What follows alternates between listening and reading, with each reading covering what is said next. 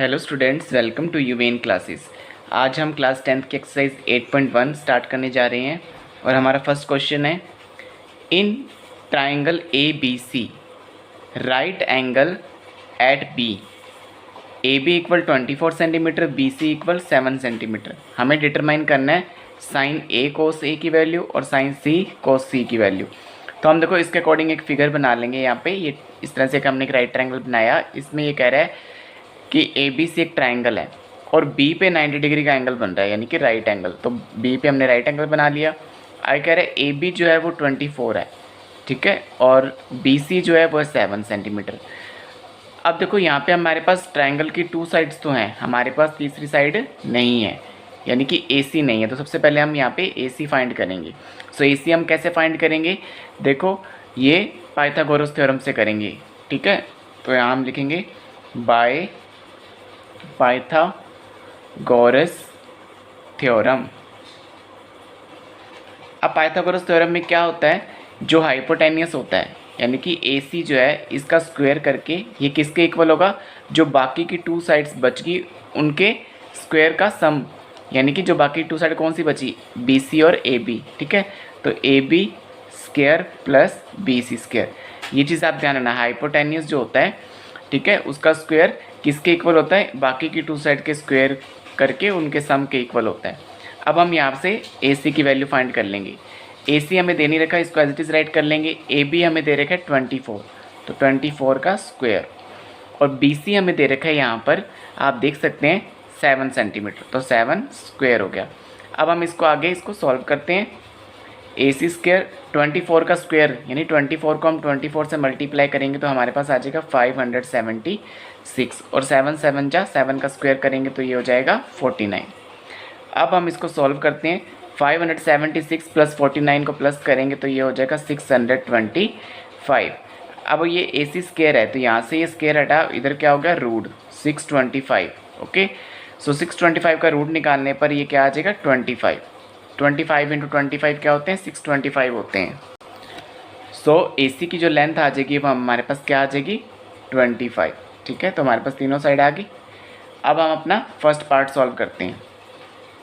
First part में हमें क्या फाइंड करना है, साइन A की वैल्यू और कॉस A की वैल्यू, इसको हम इस तरह से राइट कर लेंगे, ठीक है।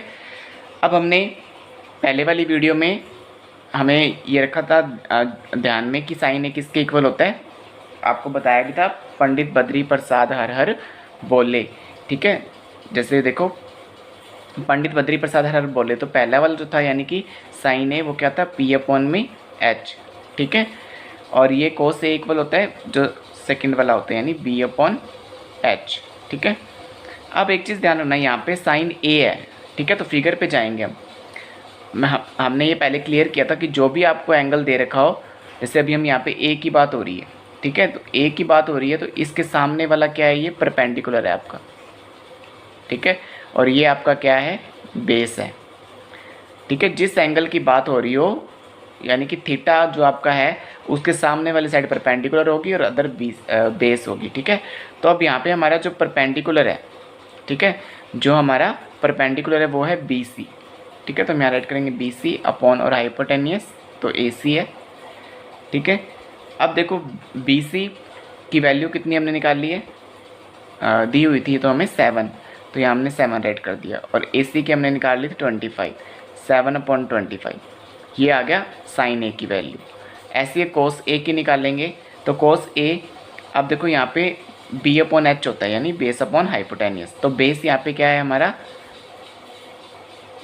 AB, क्योंकि हमारा एंगल A था ना, तो A के अकॉर्डिंग ये परपेंडिकुलर हुआ और ये बेस हुआ, तो ये कितना है 24, ठीक है। हम इसको राइट कर लेते हैं। देखो बेस हमारा क्या है AB है और हाइपोटेनियस AC है, तो AB की वैल्यू 24 गिवन है और AC 25, तो यहाँ पे हमारा साइन A और कोस A की वैल्यू फाइंड होगी। इसी तरह से हम इसका सेकंड पार्ट करेंगे। सेकंड पार्ट में हमें क्या पूछा है,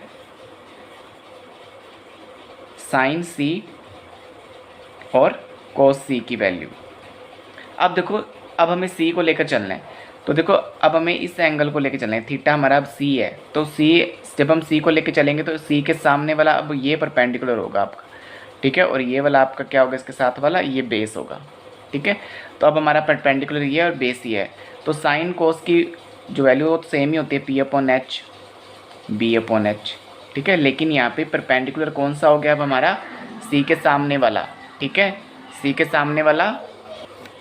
अब देखो सी के सामने वाला, तो सी के सामने वाला क्या है, ये है ए बी है, ठीक है। तो परपेंडिकुलर हो गया ए बी, हाइपोटेनियस ए सी है, इसकी वैल्यू है 24/25। ए बी की वैल्यू हमारे पास क्या थी 24 और ये हाइपोटेनियस 25। इसी तरह से बी अपॉन एच है, तो अब बी हमारे ये वाला है यानी बी सी अपॉन ए सी, तो ये क्या हो जाएगा बी सी अपॉन ए सी, ठीक है। तो बी सी अपॉन ए सी, बी सी की वैल्यू हमारे पास क्या है 7 और ए सी 25, ठीक है। तो ये हमारे क्या हो जाएंगे, रिक्वायर्ड आंसर हो जाएंगे, ठीक है। यहाँ पे हमारी साइन ए, कोस ए, साइन सी, कोस सी सभी की वैल्यूज़ फाइंड होगी। ओके, तो इस तरह से आपने इस वैल्यूज़ को फाइंड करना है, ठीक है। बस इस चीज़ का आपने ध्यान रखना है कि आपको जो भी एंगल दे रखा हो उसके सामने वाला परपेंडिकुलर होता है, ठीक है। जैसे अभी हमें इस क्वेश्चन में हमने किस तरह से फाइंड किया, सबसे पहले हमने 2 साइड्स तो हमें दी हुई थी, तो थर्ड साइड हमने निकाली। थर्ड साइड कैसे निकालेंगे, राइट एंगल में जब आपको इस तरह से दिया हो ट्राइंगल, तो हम पाइथागोरस थ्योरम लगा के निकालेंगे, ठीक है। और पाइथागोरस थ्योरम में क्या चीज़ थी कि जो हाइपोटेनियस होता है इनका स्क्वायर किसके इक्वल होता है, बाकी की 2 साइड्स के स्क्वायर के सम के इक्वल होता है, ठीक है। बाकी की जो 2 साइड्स होती हैं, यानी कि ये जो हाइपोटेनियस है इसका स्क्वायर करेंगे तो ये किसके इक्वल होगा, बाकी की 2 साइड के स्क्वायर के सम के इक्वल होगा, ठीक है। इसी तरह से जब हमारे पास ये आ गया तो हमें साइन ए कोस ए की निकालनी है, ठीक है। तो इसको आपने इस फॉर्मूले से ध्यान रखना है, पंडित बद्री प्रसाद हर हर बोले। तो ये पहला साइन थीटा का है, फिर कोस थीटा, फिर टेन थीटा का, तो पी अपॉन एच, ठीक है। इस तरह से बीच वाला बी अपॉन एच। तो इस तरह से आपने इनकी वैल्यू निकालनी है, लेकिन ए दे रखा हो आपको जब, तो उसके सामने वाला परपेंडिकुलर होगा। अगर आपको सी दे रखा हो तो उसके सामने वाला परपेंडिकुलर होगा, ठीक है। और उसके साथ वाले क्या होंगे, बेस होंगे। तो इस तरह से आपको इन चीज़ों को ध्यान में रखना है। Okay students, now question number 2, in figure 8.13 find 10p minus cot R. ये आपको फिगर दे रखी है, इसके अंदर पी क्यू आर एक ट्राइंगल है, क्यू पे 90 डिग्री का बन रहा है, पी क्यू की लेंथ जो है 12 सेंटीमीटर और पी आर की जो है 13 सेंटीमीटर है, और हमें निकालना है 10p माइनस कोट आर की वैल्यू क्या होगी। तो देखो यहाँ पे भी हमारे पास 2 साइड गिवन है, थर्ड वाली साइड हमारे पास गिवन नहीं है, तो हम किससे निकालेंगे, पाइथागोरस थ्योरम से। सो हम यहाँ राइट करेंगे बाय पाइथागोरस थ्योरम। मैंने आपको बताया था जो हाइपोटेनियस होता है, ठीक है, इसको राइट कर लेंगे, यानी पी आर स्क्वायर इक्वल, ये बाकी की 2 साइड के स्क्वायर के सम के इक्वल होता है। बाकी की 2 साइड्स क्या हैं, P Q square plus Q R square. अब वैल्यूज़ पुट करते हैं। पी आर की वैल्यू हमें दे रखी है 12, पी आर की वैल्यू दे रखी है 13 स्क्वायर हो जाएगा। पी क्यू दे रखा है हमें 12 स्क्वायर। क्यू आर हमारे पास है नहीं, जिसको एज इट इज़ राइट कर लेंगे। 13 का स्क्वायर होता है 169, 12 का स्क्वायर होता है 144, 12 मल्टीप्लाई 12, ठीक है। और Q R as it is write कर लिया। अब ये 144 को इधर लेके जाएंगे, ये माइनस में हो जाएगा, 169 minus 144 equal Q R square. अब इसको माइनस करेंगे, 169 में से 144 गए तो क्या बचेगा 25, ठीक है। और यहाँ से स्क्वायर हटाएंगे, इधर रूट हो जाएगा, तो 25 का रूट क्या होता है 5, यानी 5 और 25 होते हैं, तो क्यू आर की वैल्यू क्या आ गई 5, यहाँ से हमारी क्या आ गई 5 सेंटीमीटर, ठीक है।